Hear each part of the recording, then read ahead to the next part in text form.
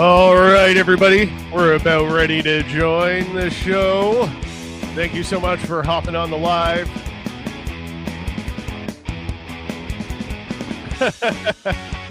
Oh, we're off to a great start in the comments there.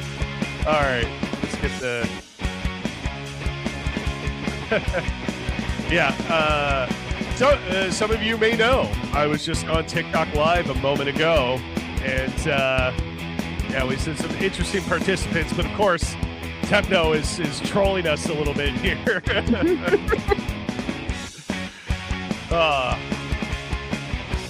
Well, welcome to the Rough Report. Once again, we are here reporting live on a Thursday night. We're queer. Get used to it. Despite, what is it? How long has that slogan been around? The we're here, we're queer. Several decades now. And they're still not used to it. Still like, not used I to it. Like, get over it. Jesus Christ. It was one of the things that came up because, of course, I had a sign that was talking about like MAGA and socialism, and that was the topic I was trying to put forth. But as they were struggling with that, they started going into like, gender issues and things like that. And like, because that's what they obsess over. The only thing they can argue is culture wars. Yeah. That's it. That's their But only even then, thing. they don't even understand what the culture is that they're warring against. Yeah. Just like I was trying to tell them, it's like you were like, do you realize you're only saying this stuff because someone told you to, right?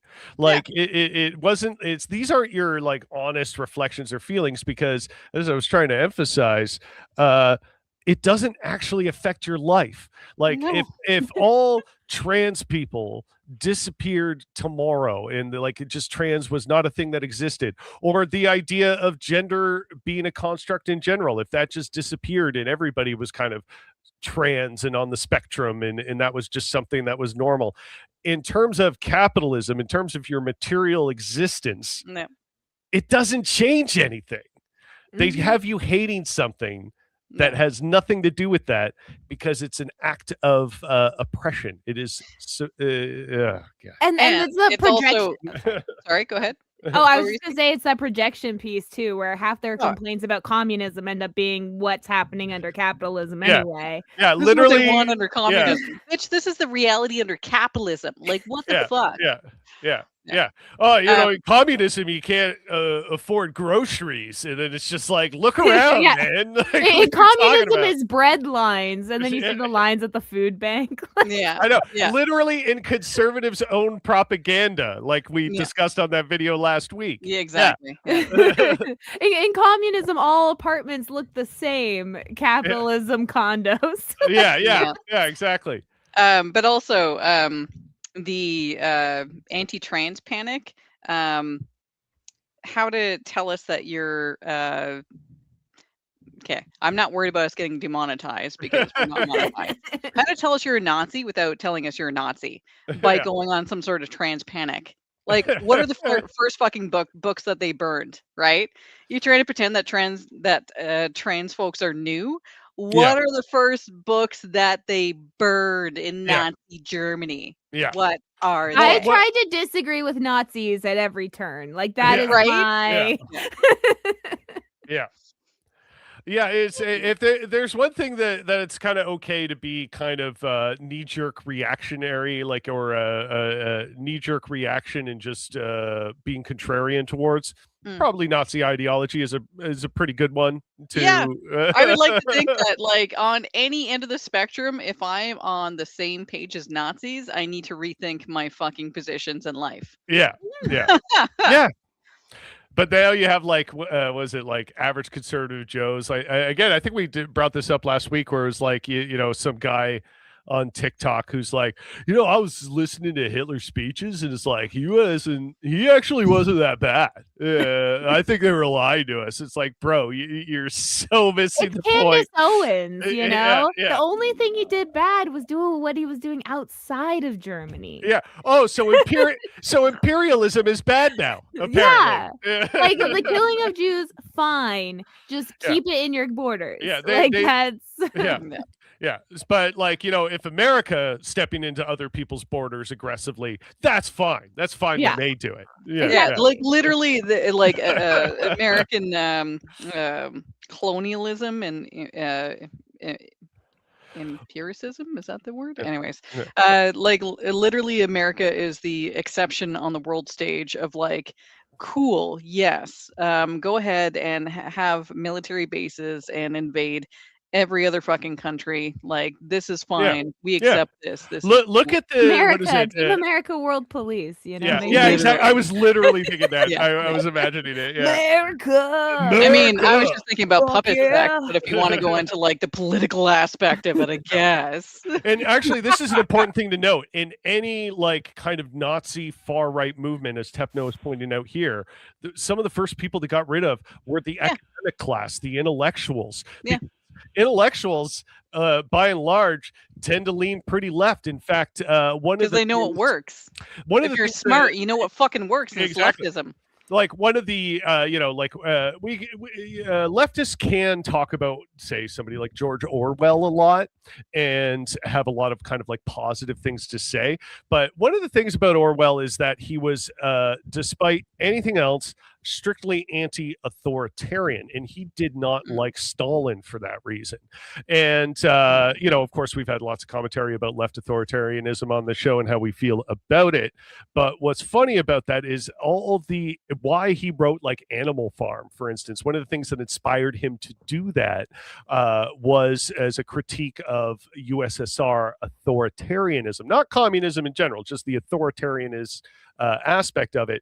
And what inspired him to kind of really hop on this topic was he was noticing all the academics and intellectuals in England were actually kind of down with Stalin. They're like, hey, this guy actually, he's got some ideas. He's not so bad. He's kind of a smart guy. And Orwell started clutching his pearls going, oh my God. So he had to write a scary story with pigs and stuff to try and demonstrate that. Yeah, it turns out a lot of people still don't get any of the points that were being made. No, none. How many religious scientists are there? You know what? There's I know this isn't the point you're trying to make, but in reality, there is a lot of religious scientists out there. But the thing is, for the majority of Christians that you don't really hear a lot from, for example, or like Islamic scientists and things like that, like scientists who happen to be Muslim as their religion, they tend to kind of keep those worlds separate. They have their faith, but they also observe objective reality from a scientific point of view. So like they're the good religious scientists, so to speak, are scientists and then they're religious. Whereas the title of Christian Science, is, exactly. So just and then there. Yeah, exactly. I would say most great scientists throughout history, most great mathematicians throughout history have had some sort of faith or strong sense of faith. They just know that their faith doesn't bear on the science. Yeah. Well, but also like there's a difference between having personal belief and trying to pigeonhole everything that you observe into fitting a personal belief, right? And so like if you, for example, I'm agnostic because I can't prove anything, and so I imagine that if I were like a Christian, Muslim, Jewish, Hindu, etc., that if I couldn't reconcile within my faith, that I could still understand it to be true, just that my religious understanding of the world hasn't caught up, right? And so like that's fine. Like I begrudge, because I can't prove anything, I begrudge people. I do not begrudge people their personal understandings of a higher power, etc., because I can't fucking prove shit. Whereas on the stuff I can fucking prove, like vaccines, you psychopath, I hold nothing about like, oh well, I think that there's a higher power that wants my child to die from measles. Like, Well, that's the thing is like there's people that believe that God brought doctors and scientists into the world yeah, and gave them those abilities so that we could get these things, because the yeah, devil's creating these illnesses, so this is how we combat it, yeah. And there, man is made in God's image kind of Yep. thing. and there's Yeah. that constant anti-abortion thing of like, what if the child that you aborted, what if they were going to cure cancer? Yeah, well, what about like the person who is pregnant? What if they were going to go on a path to be able to cure cancer? What about Mhm. the children that have just been slaughtered in the U.S.? Because I'm thinking about recently that uh, fucking pig policeman in the US who just murdered a 1-year-old Oh baby. my God, yeah. Yeah. Yeah. Honestly, I heard Over about a that, but I one box didn't get of into it. diapers that Yeah. was That allegedly stolen. yeah, Like, that Oh wasn't my stolen. God. yeah, Yeah. that's why Yeah. that's what they're From claiming. what I but- understand. Yeah. Yeah. And so like, yeah, and so if your worldview is going to be like, oh, but what about the baby? What about the people who like exist already? And also, what are the people who are getting genocided in Palestine, for example? Mhm. Like,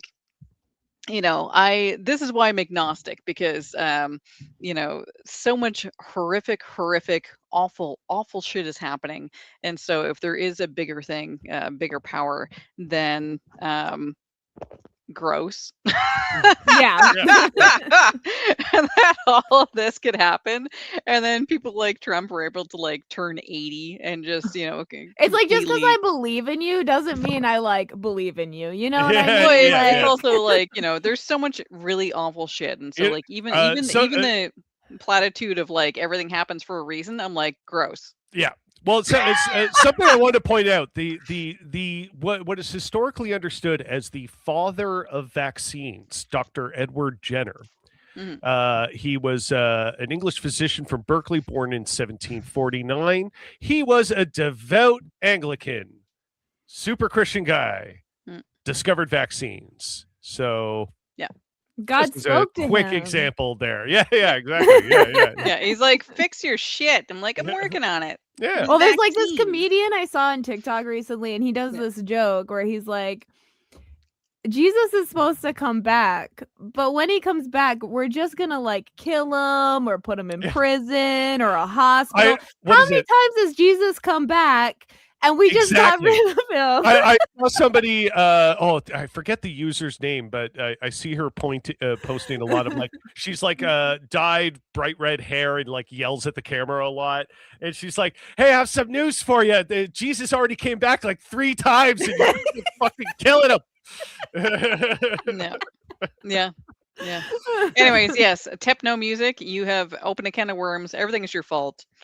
Yeah. Everything. This is why we love comments. It's like, we're kind of like lazy comedians in that capacity, where it's like we come up with like only like 50% material, and we're just really hoping the crowd 50% gives us something to work with. generous. Yeah, that's generous sometimes. Yeah. Yeah. But like that's the thing too. We're not monetized. Yeah. Hey, we And so should be we're just- though. What is it? A good friend of mine from back in Toronto, Jesse. He a few times when he's watched the show, he's like, you guys are great. You should be a much bigger thing. And I was like, yeah, I know. Thank you. Share us with your friends then. Yeah. Like, share, subscribe, all that. Give us all your money. Yeah. Hey, when I went capitalize live on this. when I was on that out. TikTok live, I earned a whole penny. Ooh. I Ooh, a did nice send shiny 2 penny. roses. Oh, is thank true. you. You know what? That got me a penny, so thank you. I am no longer going to be making chicken sausage penne for dinner after the show. We are going to Filet mignon Yeah, we're going for some filet mignon. Oh. and caviar. Yeah. Yeah, we're left-wing grifters, actually. That's where the money is. Yeah. Could you imagine if that actually made money? Fuck, I love it. Oh my God. See, that's the other thing that like that gets me about a lot of these like right wing people is like you don't like you're all concerned about like corruption and stuff, but you don't realize like where all the money is flowing through, who has the most money to play with, Yeah. and who's throwing it around the most, and it's always rich conservatives, and Yeah. they're the ones manipulating you in the media more than anything. But They're yeah, like, Trump's gonna drain the swamp when Yeah. he's part of the swamp. It's like, Yeah. Chicken sausage penne is good, and the reason we're going for chicken sausage is we're trying to be a little bit healthier. That Okay. is I have really the high goal. cholesterol. Yeah. And I probably do too. I have not had my cholesterol checked, but I'm willing to bet I like my bacon burgers a little bit too because much. as youthful as we look, we're actually not in our 20s. Don't tell. Don't tell.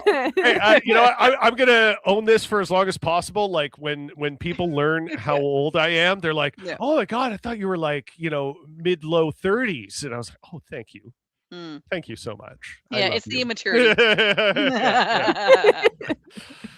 I'm gonna be like 80 years old with pink hair. Like, it's Hell fine. yeah, hell yeah. I'm enjoying my grays coming in because it's gonna make putting colors on top so much fucking easier. Yeah. Yeah. We're both turning 40, let's be honest here. Yeah, I've already turned. I've already turned. I'm already I there. am only just Yeah, Chris, some you're the one point. that's just turning 40. Yeah. So I guess we should get on to the actual subject matter of the Fine. show. If we must. Yeah, and it's not fun because, of course, Carney, being the conservative that he is, and conservatives really just don't want to admit it. They're just like, "Oh, Carney, Brookfield, corruption." But again, he's doing a lot of the same things that Stephen Harper did or would have done, or Polyev would have done. Honestly, and just because it's running under the liberal banner, Polyev must be shitting his pants because like what does he have to oppose? Every single policy that Carney's putting forth, Polyev's got like, what the fuck? I was gonna like. That's my I job. It helps if I actually had the screen up. That would probably be good. Sometimes. No, let's just imagine it. Close your eyes. Yeah. It's like the feast in Hook. Oh my god! Just kinda That is imagine literally. That's I a want good one, if I'm ever on death row, I want that specifically to be my meal. Yeah. Hell I don't yeah. even care if it's actual Hell yeah. plasticine. I'll fucking eat it. Yeah. Like, it So, looks Prime Minister Carney announces new measures to combat crime. Oh, gee, I wonder what it is. Do you think it's alleviating poverty and the incentive to commit crimes such as thefts and break-ins? Because, most of the time, and this is statistically proven, most of the time, people don't want to do crime.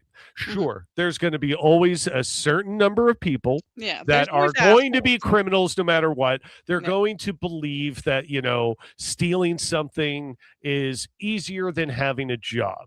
But the thing is, as you make it harder and harder to have a job and non-profitable to have a job, and your day-to-day gets harder and harder, no matter how law-abiding you're being, the incentive to not be so law-abiding becomes intensified. And that's what you're seeing. Before we move on top of that, as we were seeing earlier this evening, even when you are working your hardest, but if it is not at the kind of job that people respect, then you're still shit on, right? Oh, like that one guy in the TikTok live, like, yeah. Oh, you're fellow McDonald's cashiers. What's wrong with working at McDonald's? It's an honest living. And you're shitting all over it. You think just because a person is going out and earning an honest paycheck and putting 40 hours of their lives into a company, they don't deserve to live? It's crazy. And also on top of that, and so like as we know and understand, have seen with cost of living increasing, and so even if you're making yourself an honest living working at McDonald's for 40 hours a week, then you're scraping by if you are getting by. And so like even if you have a job that's working full-time hours, you still might not be able to make ends meet unless you are like, in a rooming house or like or sharing housing with a bunch of people, because you can't afford the same way. Like 40 years ago, you could actually buy a house on a minimum wage, working at McDonald's on a single income. You could work And part-time and put yourself through college. you could Yeah. work part-time, put yourself through So college. the incentive to economically climb, like to do things that would give you greater credentials Not to even get a incentive, better job ability. was, just mere ability. Yeah. Yeah. Like I call it incentive as well, like ability, incentive, whatever it is, because if you don't have those things, it incentivizes you towards the opposite direction. Yeah. Like, what's the point in earning an honest living if an honest living isn't giving me a living, Yeah. And if so my employers aren't honest and they are just squeezing me for every ounce of life that I have, and I still can't buy groceries after paying Yeah. rent, Yeah. then Well, sometimes this is that the part is of gonna this that fucking pisses me off is he's Yeah. talking about crime, but he's talking Yeah. a very specific Oh, type I know, of I know. crime because Yeah. wage theft is the most Mhm. common theft out Mhm. there, but he's not targeting those people. Yeah. So if you Correct. steal from your job, this goes for you, but your job steals from you, well, Yeah. that's just Yeah, like how it if you is. eat if you eat expired food that was gonna get tossed out, then you've committed a crime and can be penalized. Whereas if your work is like, no, you didn't work those hours. I didn't see that. No, you didn't clock in properly, or like, no, that wasn't overtime. We're not paying you properly Oh, for you worked overtime. through your lunch? We're still counting like not it's your 30 minutes. We don't have to pay you for Yeah. that. Like Mhm. that's Yeah. So like, yeah, honestly, the and this is something that a lot of folks on the right don't seem to understand is that UBI, they think it like, oh, everyone gets to be lazy. But inherently, because that's a very right wing thinking that, like, oh, everyone is lazy, everyone sucks. We need to force people to work indentured servitude. Otherwise, they contribute nothing to society. Whereas we've seen from UBI pilots, for example, such as the Mhm. one that they fucking canceled after a year once Ford got in, that That was a successful campaign. I should it was. underline. It was doing exactly what it was supposed to do. Yeah. People weren't spending money frivolously. They were just No. improving the They immediate were quality able of to their lives. breathe, and so they were able to like focus on the things that they wanted to do that would improve their personal situation and also contribute to their communities. Like if working 40 hours a week doesn't get you rent, then you either, maybe steal to try to get food on the table, or you work more than 40 hours a week at Yeah. multiple jobs if you can find them, because depending on the market that you're in, like a lot of young people can't even find their first job. Mhm. Like it was understood when I was coming up as a teenager in the 90s that you couldn't you could basically swing around a dead cat and hit like 5 fucking jobs, you know what I mean? Yeah. So like part-time and student jobs were easy to have in the 90s and easy to like establish yourself with some kind of employment history, establish yourself with some kind of understanding of the workplace. Yeah. Whereas now, what was the youth and unemployment rate right now? I Do you was like remember off the almost top of your head? 30%, I think. Like Something. Yeah. It was crazy. it's fucked up. Really bad. And these are kids who are looking for employment. This isn't just like They're not everybody being couldn't- lazy. They're not Yeah. trying to, just suck money from the system or These aren't whatever. just kids with like Yeah. rich parents who like don't need to work. These are people who are trying to work who cannot absolutely. get employment, right? Yeah. And on Um, top of that, like part of the problem there is like, you hear all these people like disparaging McDonald's workers, right? And they Yeah, that's what I'm go, saying. well, these are the sort of jobs that just young people are supposed to have to introduce in the working world so they can get like a start. And old people and adults, they're not supposed to have these jobs. And it's like, okay, if that's what's supposed to happen, so to speak, the reality is retirees are taking these jobs. Yeah. Adults are taking these as second jobs. And, they're being forced into this kind of work because there is nothing else for them. And guess what happens when adults and retirees are occupying all the positions that you imagine young people are supposed to have? Young people can't get them. Yeah. Also ignoring the fact that like a lot of these jobs occur during school hours.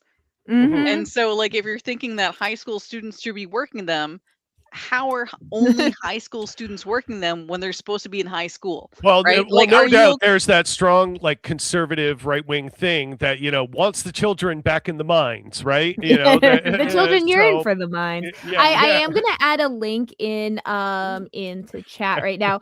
I just want to make sure the Basic Income Earth Network Congress convention thing is held this August, is actually being held in Toronto. So it's No you kidding. can register Thank you. and everything All like right. that. So you go on 3 days of hearing about UBI and all the UBI around the world. It's in Toronto. Go check it out. Awesome. Yeah, Well, because if we can have a trillionaire, then yeah, you know what? We do have enough money for everybody. yeah, absolutely. Absolutely. Like $1 trillion is more than the GDP of like many countries, Yeah. right? Yeah. So if one person can wield that amount of influence and power, that is a serious problem. That level of concentration of power. And honestly, it shouldn't matter what end of the political spectrum you come from. That should just be common knowledge. One person having too much power is bad. And money is power. Yeah. Make no mistake. Yeah. The wealth is power. The money is power. And they know that. And you could be like, but no, money doesn't have to be power. It's Elon Musk. Money is his power. Because, like, let's be honest, like, he's not the most charismatic fucking guy in the room. Like, if he didn't have money, would anybody be talking to him like that? So, back in October, it was actually Carney outlined this, and he had this big 40-minute long video about what it's going to be, and of course, just like combating crime as the header there. That just screams conservative stuff, especially when you're standing in front of a legion of these fucking pigs. They all look the same. They're like the same font. I don't understand. But freedom and individuality, right? But everybody also should look the same all the time. It's all projection. Yeah. So we won't play the whole 40-minute video here, but I think like touching on some of it is going to be a good idea. So what happened recently, like they were talking about this back in October, but Bill C-14, the thing that actually implements these reforms, just recently became law, like a few days ago. Good morning, everybody. Let's fast forward to Carney. Lawyers, victims, and community leaders across the country. Don't care. Oh, he's talking in French. In control of your life and empowered to know that if you work hard, you will get ahead. Oh, well, that's in complete contradiction, right? If you work hard, you will get ahead. According to who? Because if petty crime and things involving theft and break-ins are up to the point where you think this needs addressing, I'm sorry to say, it seems honest hard work is not getting that result. Yeah. Like, make no mistake. Yes, there's assholes, but there's also this fucking asshole who's not helping. Maybe you buy a car to get your kid to a job, yourself to school. You buy your first home, perhaps in a neighborhood a little further from work than you had wanted, but who's buying homes? I know. I'm like, seems to be an affordable, safe community where you can raise a young family. But then you hear about a car just like yours that was stolen in your neighborhood. Yeah, that's what what's home insurance in the city that was broken into, or a Insurance. neighbor whose grandparent was scammed out of their hard-earned retirement savings because they opened the wrong email. Okay. Also, It's that even worse when you hear just the person pause for a second. It's kind of all over the place there, right? So, like, honestly, okay. So, in terms of safe neighborhoods, in I would say in Ottawa, but I'm gonna say in Canada right now, with the rampant homelessness and the rampant economic issues that we're experiencing, there's no safe neighborhoods unless you're in a specifically gated community where no one can come in. And that's not me saying that like suspect your neighbors and kids are awful. I'm just saying that like when addiction is this rampant because there are mental health and societal issues that are going completely unfucking addressed. Just saying that like we're gonna increase police presence does literally nothing to resolve the issue.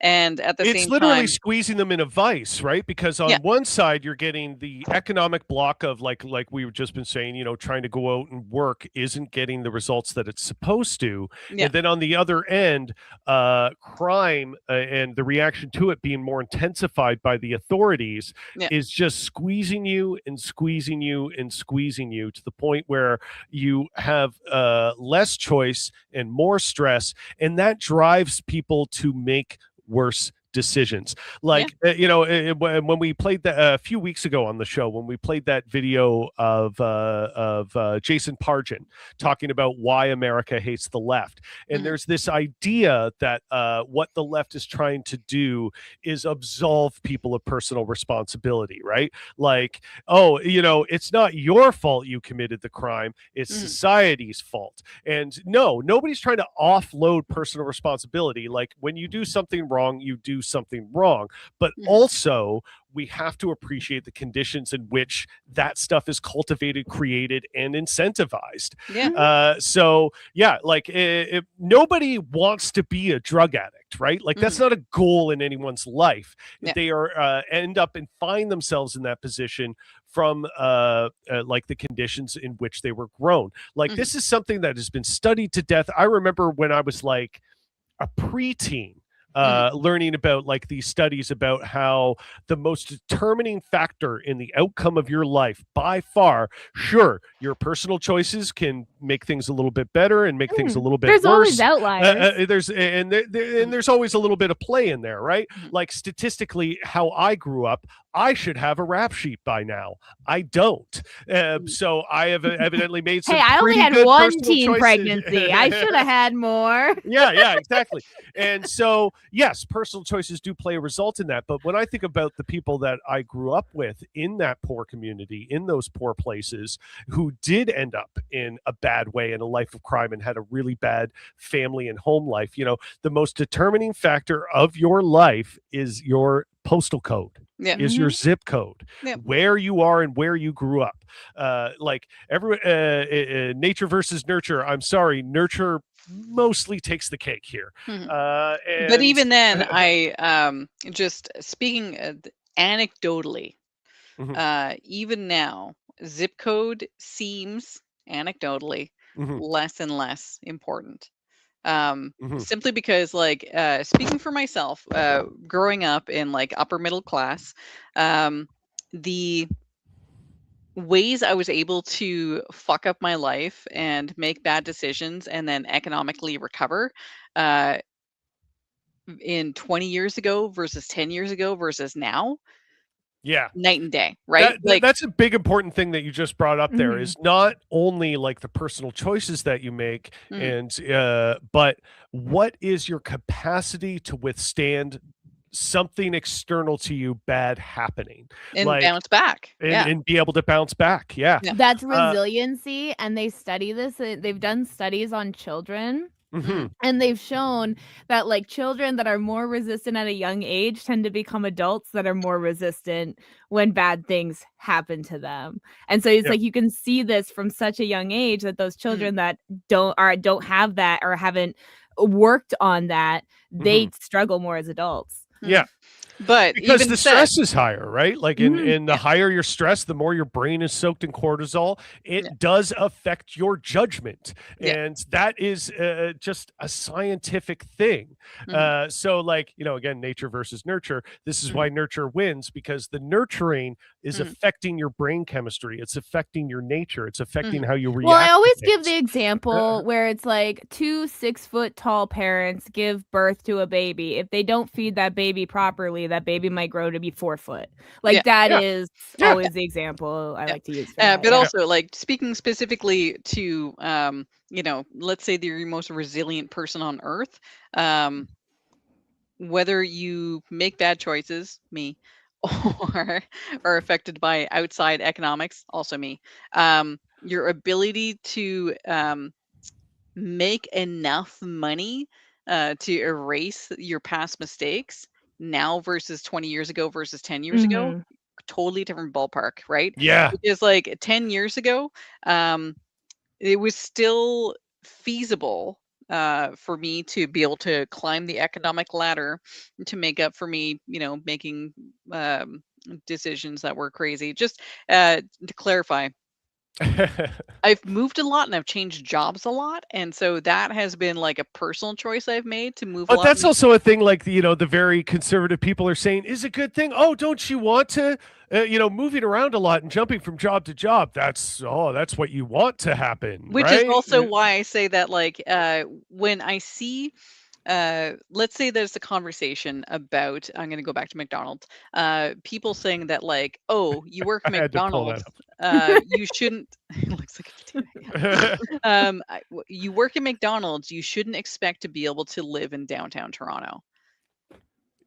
Where the fuck do these workers come from? Yeah. Right? Like, if you can't live in downtown Toronto, how are you working in downtown Toronto? Okay, so like you right? want these people to work all this time, but you want them to be like shipped in from elsewhere. Like Carney was just messaging there. Oh, maybe if you want to afford to buy a house, you have to buy it somewhere in the outskirts, and then you need a car. But then someone steals your car, and it's like, okay, but how are we going to help that person that was actually affected by that and improve their quality? And of what life, if you right? can't fucking drive? Yeah. And what if so, you have a like, medical reason for not being able to drive? Yeah. And so, like, let's say that, like, okay, I'm going to work for McDonald's downtown Toronto.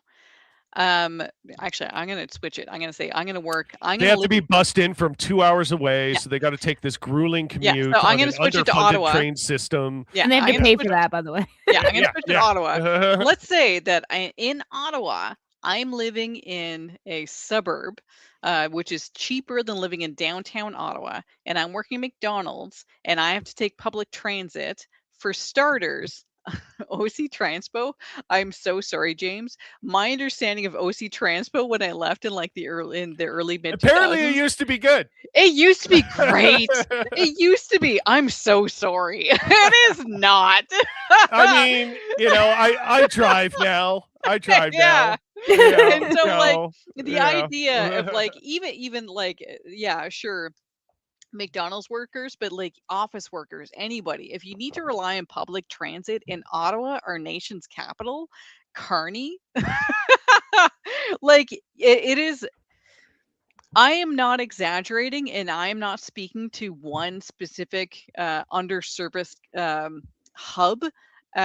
Generally, OC Transpo, holy shit. Like, if you follow any groups of online folks, people who take public transit, all of it is all about, like, inconsistent. The buses don't come. Like, I wait 20 minutes past the time the bus is supposed to come.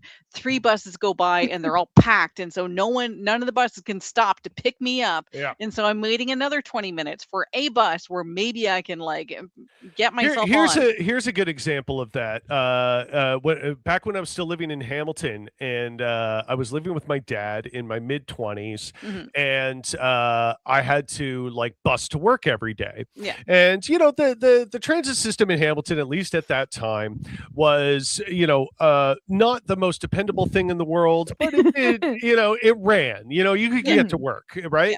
And one of the things that happened to me was in the suburb that my dad was living in, there was nowhere immediately around where you could buy a bus pass. And and if you were taking a bus every day, the economically functional way to do that was to buy a pass. Otherwise, if you were paying with change every day or with tickets every day, it would end up costing more. So it was basically like the first of the month, and I had just gotten paid that day, so I could afford to buy the bus pass. And sometimes what would happen is, like, I would find myself in this situation a fair bit, where if it's the first of the month, they kind of let it slide, right? Like, oh, okay, you have last month's bus pass. All right, fine, get on board. This time the bus driver decided to be a dick, and it's the first of the month, and I have last month's bus pass, and they don't want to let me on, and I'm trying to get to work. And I said, look, as soon as I get downtown, the first thing I'm going to do is buy this month's bus pass. I'm not stealing anything from you. And this is a driver that also saw me regularly. He's spending more time. He's putting himself more behind, telling you not to get on this bus. Exactly. So I ended up not being able to get on the bus, and I ended up getting to work way late because I had to walk back home, scrounge up as much change as I could to get on the bus for that day. So I end up paying extra for that day, essentially. And to what benefit? To what end? All that resulted in is me losing more money, not only in that slightly expanded bus fare, but me being late to work. That's damaging to my job. That's damaging to my income. And all I'm trying to do is be an honest person getting to work. And I'm being fucking punished for that. And this is just a small example of the reality that so many people live. And so let's take out of the taking that particular situation in a very densely urban populated area, and then you start telling people, okay, you need to live further afield in order to afford this home. Home prices even in outlying areas have exploded, right? And so it's no longer a thing where I'm gonna say that I'm gonna give a couple of examples. I'm gonna live in Pembroke and I'm gonna work in Ottawa, and so I'm gonna prepare myself for a hour-and-a-half commute because I have a car. So I have a car. I'm gonna do an hour-and-a-half commute because it's cheaper than getting a house in Ottawa. Now, not so fucking much. Real estate prices in all these outlying areas have exploded. And at the same time, the wages in those small areas, like Pembroke, for example, have not increased. And so, let's say now, okay, I quit my job that's working downtown Toronto or downtown Ottawa at McDonald's. Now I'm going to try and work in Pembroke at McDonald's. Well, now maybe I can no longer afford my car. Maybe I can't live right beside McDonald's. Maybe I'm trying to get a house or an apartment that is outside Pembroke. If I don't have public transit and I can't afford a car, I can't get to work. And so all these people who are saying that you need to lower your expectations and go further afield, they don't understand the actual realities of living further afield when you don't have a very specific skill set and a very specific job that allows you to work 100% remote.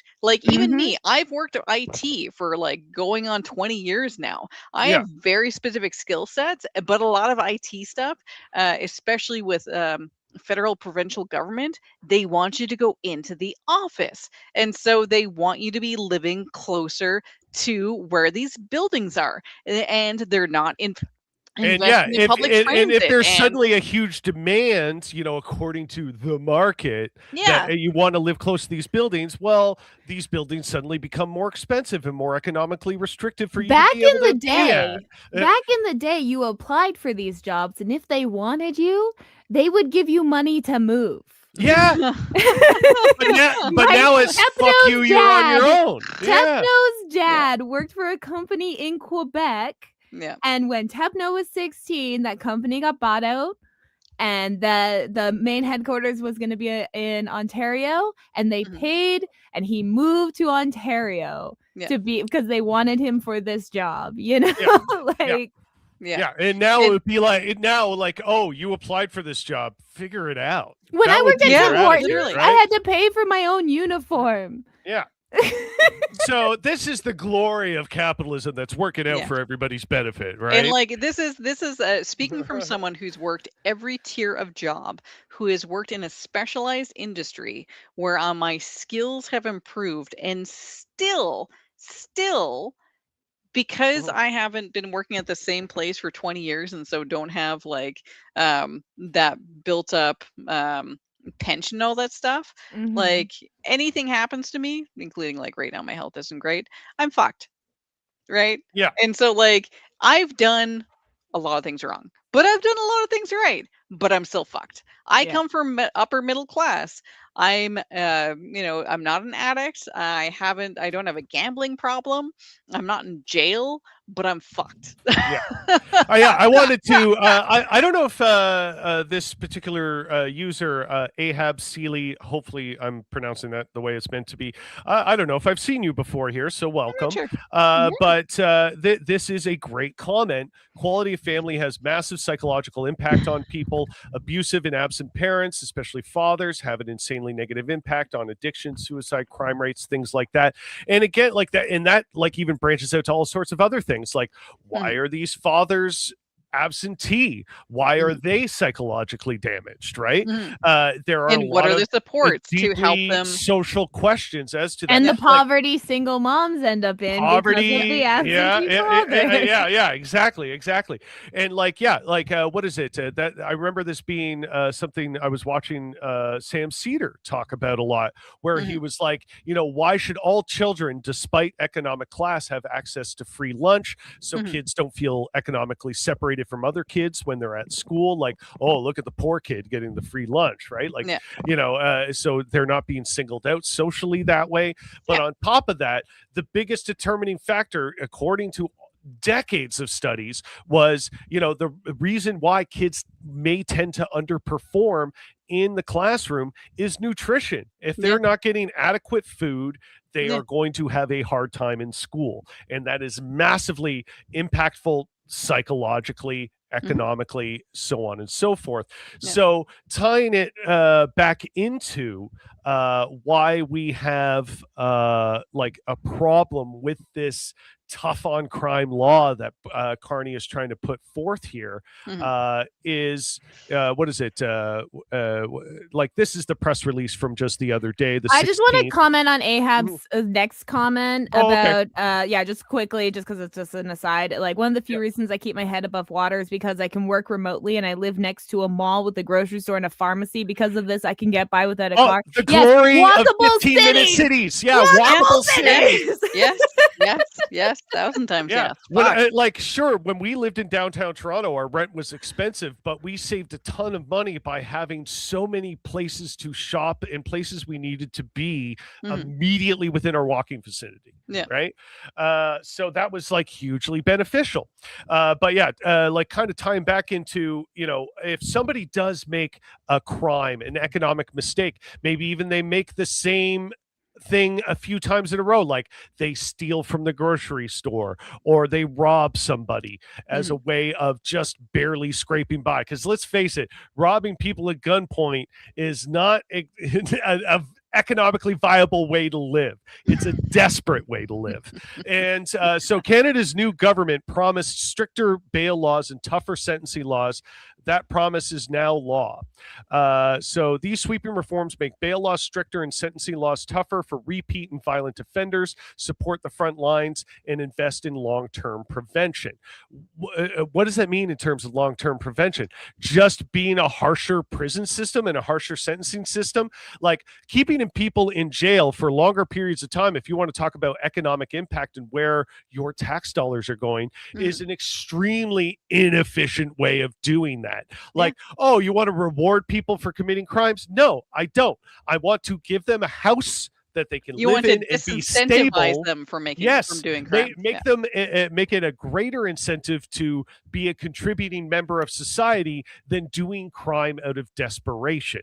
Like, I would see this happen in my own employment a lot of the time. Like, there'd be recognizable faces of people that would come in and steal on a regular basis, and that if this person was having a good time in life, they wouldn't be coming back to steal from the same place all the time. And sure, they're getting out on bail and they may commit that crime again. But the thing is, they still need to eat. Crime is freaking stressful. Like, doing crime, like, that's not like like, very few people that I know that I have committed crimes like are like nonchalant about it. Like, it's a stressful thing. Yes. Yeah. Especially in the case you're just saying there, Seeley. I know someone in jail because of mental health and addiction issues. If he had the supports, he would not reoffend. Yeah, that's the thing. Like, keeping them from bail and keeping them in jail longer is not going to solve that issue. Yeah. And we know that. We've seen this measured over and over again. When I brought this up in a Facebook post the other day that got a fair amount of attention, I had tons of people responding going, oh, this is what being soft on crime gets you. And he references a violent crime in fucking Florida. Florida has some of the harshest laws in regards to this in the goddamn world. Yeah. And you're still getting people committing this kind of crime. Yeah. So I'm sorry, they reference anywhere in the doesn't US. solve it. Yeah. Anywhere in the US. They anywhere. have the highest number of like worldwide people in prison. Like you can't get more strict than that. Highest prison highest prison population per capita on Earth. Yeah. But also on top of that, so like if you in that particular thread on Facebook, people are like, oh, this is if you are not tough on crime, that means that you're okay with the rapist going free. But it's like no, that's not what we're saying. They're already going free. Yeah, it's like, okay. We're already like vastly under investigating that type of crime. That was part of my Carney thing. He wasn't like, oh yeah, we're gonna catch up on DNA rape kit testing. Like that's not part of this. That's not part of it. Yeah, and it's not about like training police officers so that they actually take reports of sexual violence seriously, so that they actually make sure to target these serial sexual abusers. Because let's be honest, okay, in our big age, I understand if like you're a teen or in your 20s, you might not be aware of these things, but in our particular big age, either a lot of survivors or a lot of perpetrators, right? And so you see firsthand where the gaps are in terms of like having perpetrators of sexual violence off the hook. And this particular system of Carney saying like, tougher bail reform, it doesn't actually address any of that. Absolutely. Because that starts with the police, and the police are perpetrators, but also don't believe survivors and victims. And so like if that's not addressing that, then or even worse, possibly even worse, they don't believe that believing victims is actually going to help them get anywhere, solve the crime. It's like, okay, so you're accusing this this person, all the time and resource we're going to have to put into helping you. Well, and police don't know the law to begin with. Yeah. And so like all these people who are if they are speaking from a sincere place where they're like, oh, I'm worried that this will start holding rapists accountable, but you're pushing back, and so like you want rapists to be held up to get off the hook. None of this addresses that, because it's societally bigger than saying no bail. Yeah.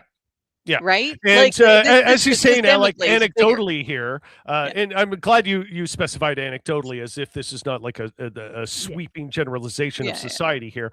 I also know someone who's an absolute psychopath and serial domestic abuser, and he's weaseled out of charges. And sometimes because of like the way these laws work, legitimately dangerous people can weasel out of it. But these things, like these types of sweeping reforms, are not specifically addressing that, and they're not getting people like this the type of psychological attention they may need, whether it be improving themselves or just keeping them out of society, right? Like, no, we're going to put them in a prison system that is going to have them festering with other psychopaths, and they're all just going to feed off each other and make each other worse. They just learn how to do the crime better. They just they learn how to do crime better. They learn how to organize. That, like, often they don't need to do it better, because the cops aren't fucking looking. That too. So right? And we got rid of all the psychological institutions because we didn't want to pay for that to help these kind of people, because we didn't think it was worth it. And we went, psychological drugs are doing their thing. Let's close down all the mental hospitals and throw these people out on the streets and just hope they take their medication. And so we're not addressing root problems here. So with a lot of these serial sexual abusers, it's not a matter of medication and Yeah, that too, therapy. that A lot too. of them, like these serial sexual abusers, they're fucking assholes, Yeah. right? And They're they're broken people on It's levels a that we power can't thing. understand. like they fucking suck and they're fucking assholes. Yeah. And that's the thing, is that this bail reform doesn't deal with that. It doesn't deal with like Yeah. the fucking assholes in the police force and the prosecutor's office. This is who going to won't end up actually- punishing more people who actually need legitimate help than it is punishing people like that. Yeah. That is just the unfortunate So reality. if the question is, leftists think that everyone is pure and good and full of rainbows, Yeah. no. Yeah. But the thing No, is, no. the people who are legitimately that broken and that much of a danger to those around them, are very, very small in number, and they are making up a small percentage of what the even present prison population even is, let alone what's going to swell up to be as a result of shit like this. So yeah. Yeah, no, exactly. like, Thank you. Yeah, I do believe there are evil people out there, but it's statistically low. They and are over a small minority. As the parents are less stressed because, oh shit, they have housing and healthcare and food, and their children are less stressed because they have housing and healthcare and food, and then their children are less stressed because of housing and healthcare and food. Oh my God, guys. Especially like when we say healthcare, it includes mental health care, right? Yeah. Because like so many people are psychologically broken and have such a deep need for like really intensive mental health care that we frankly in Ontario, at least, probably Canada at large, do not provide. Like if you need any kind of like really intensive mental health care, unless you are able to keep fighting and advocating for yourself, you won't fucking get it. Right? And if you can't afford your meds after the age of 25 in Ontario, when you have to start paying for your meds, or you have ODSP. What is it? Well, if you have ODSP, what was but that not movie? a lot of it's like we just watched that movie with Rainn Wilson, and I thought it was like really good. Yeah. Apparently, Rainn Wilson is kind of a conservative guy. I'm finding out, which is funny because he starred in this movie that has such a good progressive message, where they're talking about like it's 311. I think it's the main. It's something like that. Is the code? He's working as a paramedic. Yeah, it's basically 24 hours in the life of this veteran paramedic, and one of the things is like there's this regular guy they have to go and help almost every month because they're like, basically this guy has severe psychological problems and the system only gives him 20 days worth of pills every month. So those last 10 days of every month is for this guy, and they know past the 20th of every month they might get a call that involves this guy and his like violent delusions. And so what they do is like they're trying to get there before the cops do. And basically like just gently talk him down. They know how to deal with him, and they're like that's just like the unfortunate reality. Stop sending cops for wellness checks. Exactly. Like, it gets to this tense point where literally these paramedics are standing between the cops and this guy because the cops are about to fucking shoot him. And they're like, no, like, we know this guy. We know what his problem is. For the love of God, don't murder him. And so many people, like, I was just going to say, like, like ODSP, sure. But like a lot of medication, like it doesn't qualify. Like my son will not get ODSP because he's qualified to work if he's on the medication, but they won't cover the medication. So, but he has to take it for his epilepsy. And so it's like once he hits 25, well, that's going to be a cost. And like a lot of people with that require medication and can't afford it, they start to use other substances and then they become addicts because they're all just self-medicating for whatever's going on. Yeah. And so, this like just being like tough on crime is such a bullshit thing that lazy politicians who don't want to address the root problems of the capitalist system that we have, and they want to like dump the problem onto all of us, the common person, and make it seem like they're doing something. Look, we're working hard for you. We're going to put the bad guys in jail. But meanwhile, the contradiction in society that has caused this problem in the first place is only being further intensified under the guise that they're solving the problem. And it's a trick. It's a trick. Yeah. And so Ahab Seeley, community matters. I grew up in Here, let me pull that up. Yeah. Oh, we both clicked sorry. at the same time. We both clicked it. Yeah. Community matters. I grew up in 2 towns, and one had plenty of spaces for youth to congregate, whether punk shows or activity clubs. The other didn't. Drug violence problems were much worse. So do you mean the violence problems were much worse than the first that did or didn't have spaces? Anyways, so like while you clarify that, I'm gonna give an anecdote. So when I was in my mid-20s, I was on like a town festivals committee, and one of the ridiculous things is that when they're thinking about the upcoming festival, like music festival for the town, is the people involved, which were community leaders, were extremely dismissive of teens, and basically like, oh, we don't really want to make space for them or give them anything to do. I'm like, this is a town, like this is a small community, and so like these kids need something to do.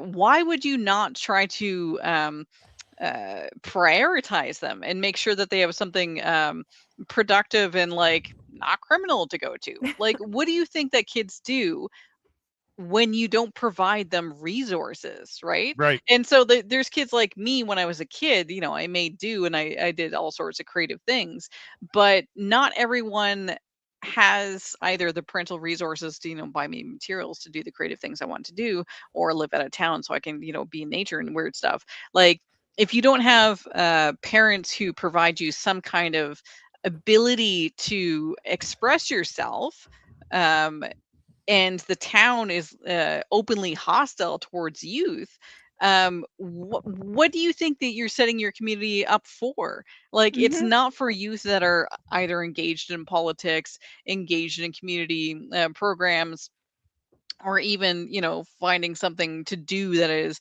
productive and not destructive. If you are driving them out of the main draws for the community during a festival, then you're not giving them a lot of good opportunities to not get into shit. Right? Like, Absolutely. you need to idle hands and all that. Yeah, hands. exactly. But also, exactly. like, honestly, a big thing that kept me out of trouble, I think, in my youth, was picking up the guitar. So just saying. And like I engaged in all sorts of different art, which you saw from putting that little mouth on that little guy that I crafted for you. I love that so much. Yeah. So yeah, like sweeping bail in tougher sentencing. I'm sorry, it's a right-wing move. It's to further punish the people who are already suffering, and a further excuse to keep them from being their best selves. And the bail thing is so stupid. Innocent until proven guilty. No, isn't that in like the charter or some shit? Like, you're punishing them preemptively before the guilty thing. It's not even a matter of oh shit. Sure, they might be a repeat offender, but that doesn't mean that innocent until proven guilty is suddenly out the window. Like, oh, they've committed this crime so many times before. Well, we can assume that they must be guilty then. And it's like, that's not a great way of treating citizens. Also, let's remember how many people just plead out guilty for a deal. That too. Yeah, because they're going, well, sure, like your lawyer could be like, yes, I agree with you. You absolutely did not do that crime, but the evidence against you suggests that according to and you can book, only afford me for another like 10 hours anyway. And so, or if they're a public defender, maybe they're just lazy and they're trying to take the easiest solution out. You're not gonna have a take the lawyer. plea deal. Sure, you didn't commit this crime, but taking the plea deal is going to be easier, so you might as well. And so this is the opposite end of the spectrum of hardening bail restrictions versus hardening parole. Because parole, you've already been convicted, right? If this was working on that end of things, of parole needing to prove, to a greater extent, perhaps, if you've multiple time offender, that you deserve to get out, parole is a different animal, in my opinion, from bail. Bail, you haven't been convicted. Parole, you've been convicted, done some time. And so I That's think at least defensible. Like that's at least an argument that doesn't go against the charter. You know what I mean? Mayhaps are getting confused between bail and parole. And so I suspect that this may be where some folks are like, oh, this is net good. Whereas like not understanding what bail implies, I think there may be some confusion there. Yeah. I suspect. Like anecdotally, I suspect. I don't have evidence to back this up. I'm just Right. Yeah, makes sense. Yeah. So yeah, like in our final topic for the evening, moving right along much here. Anecdotes, but okay. Yeah. No, it's good. Like I'm glad we dug into that as much as we did, but I did want to touch on this because it is this is going to be. We'll see what happens tomorrow. Yeah, exactly. This, this is going to be a bit of a surface level thing. So in terms of, we're not going to see what the actual play out and effects of this are until weeks, months to come, but. Considering all things considered, the writing on the wall suggests this is not going to be great. I talked about this a little bit on the TikTok live. Donald Trump says U.S. will not invest $3 billion fund for Iran. What that actually means is he's saying that's not coming out of U.S. taxpayers. It's not like America paying some sort of $300 billion. Sorry, yeah, $300 billion. $300 billion. Yeah. 300 big number. Billion. Big number. So 300 million. Buh. Yeah. And so that sounds huge, but it's not actually being paid out of, say, American taxpayers, right? This is not, hey, as America, we fucked up your country for basically no reason, so we're going to pay a bunch of money to rebuild it. Wait, reparations? No way. No. Yeah, this is not a reparations thing. And of course, Trump wants to be really clear about that. Slave owners, what this actually is, and sure, it's a military loss. It's embarrassing for Trump. It shows a lot of bad strategy. But really what the kind of underlying effect looks like this is going to be is actually foreign investors and venture capital being able to invest in Iran and take money out of Iran in a way that has not been allowed before. Because what happened, say, way back in the 70s, when Iran elected a essentially kind of nationalist left-wing government that, like, and I say nationalist in the sense of they wanted to nationalize their resources, all that oil they had. They said, no, we're going to keep that for ourselves, and that's going to benefit the Iranian people, and we're going to socialize it. America did not like that. So they overturned that government and installed the Shah, I believe.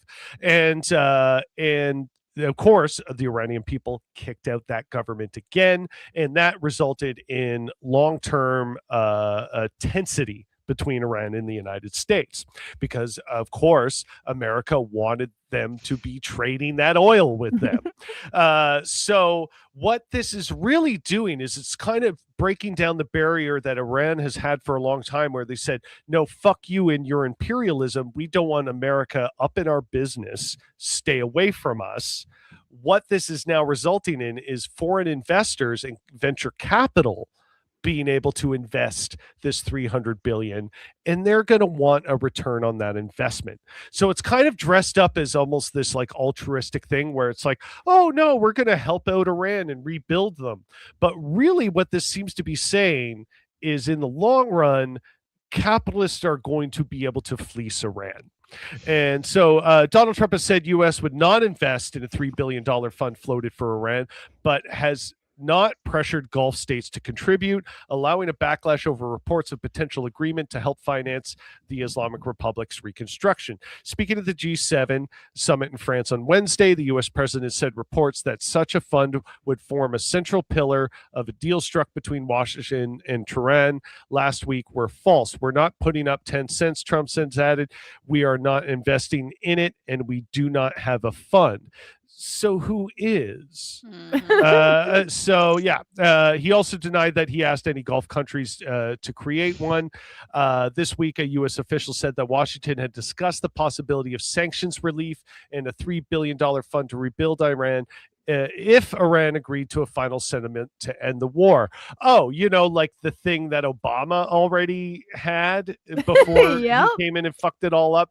So there's a lot of this, like there's kind of like a weird confusion on, okay, is this 3 billion real? Where's it coming from? Who's going to do it? 300 billion or 300 billion. Thank you. And so the amount of like gray area that this seems to be playing in reads as very suspicious to me. And yeah, like and I think Trump suspicious. and so this He's is the most honest guy I know. so like as I was talking with like comrade Sean, who was on the show last week about this, is like, yeah, this seems like an imperialist private capital investment scheme. That's what this is kind of reading as so far. But due to conflicting reports, and of course Trump getting up there and saying, oh, we're not investing in this, then who is? Where is this going to come from? So I would just say keep your ear to the ground on this, folks, because it's weird. It's weird. I don't know what to make of this. It ain't great. But just based on historical context and how they've been trying to crack Iran open like this for as long as they have, I don't have good feelings. I don't have good feelings. I don't know if anybody else has anything to kind of expand on in that, but I always think it's funny when Trump is like, no president ever thought to do this. Why did no president do this? And I'm like, did you forget you were president before? Yeah. Every probably did. Every president in one capacity or another, except for maybe Obama, because of the peace deal that he initially signed with Iran, it seems like they've all been wanting and thirsting for a conflict with Iran as an excuse to, economically crack it open and let them feast on the guts inside, right? And so, it's all very cool and neat. Yeah, this is very weird and very sus, and the fact that there's conflicting reports up in the air. But the long and short of it is, Trump through a very expensive war on no pretense, got nowhere with it, lost everything, gained nothing. But maybe in the long term of it, some venture capitalists might be able to win, and that may have been the play the entire time, whether Trump consciously realized it or not, because obviously someone is pulling his strings too. Because let's be clear, Trump is not playing 5D chess at this point. He is barely playing 1D checkers, because and at best he is just obeying whatever other rich influential guy is whispering in his ear. They all have dirt on him. It's not even blackmail from the top down. Epstein files, like, come on.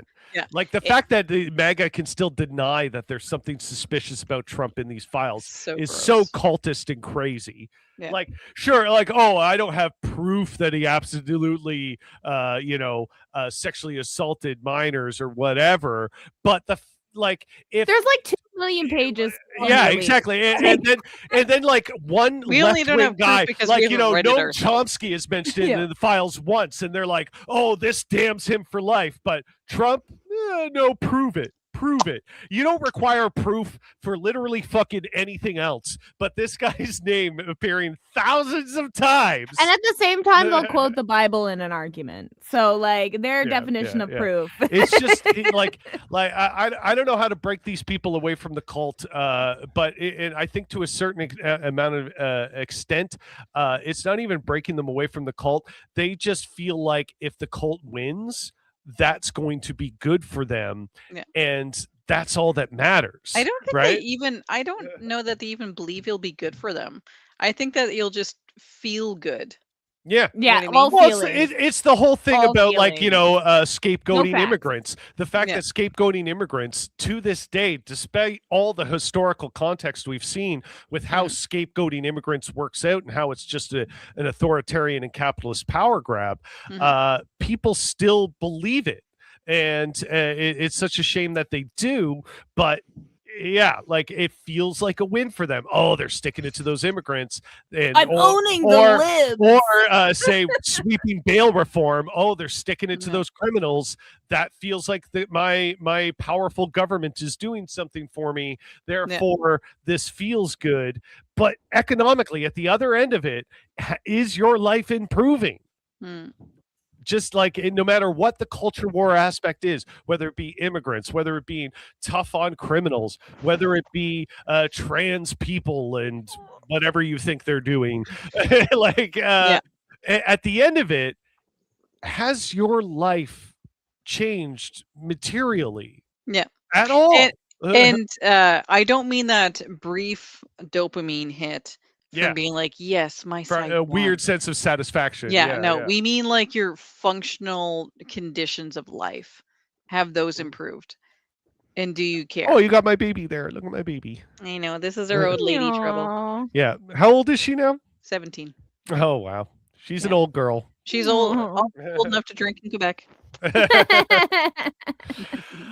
So yeah, I guess we're gonna see how this Iran thing plays out. I don't know how to exactly articulate or make heads or tails of this. I'm just saying, based on this reporting, it's weird, and so I guess we'll have to see.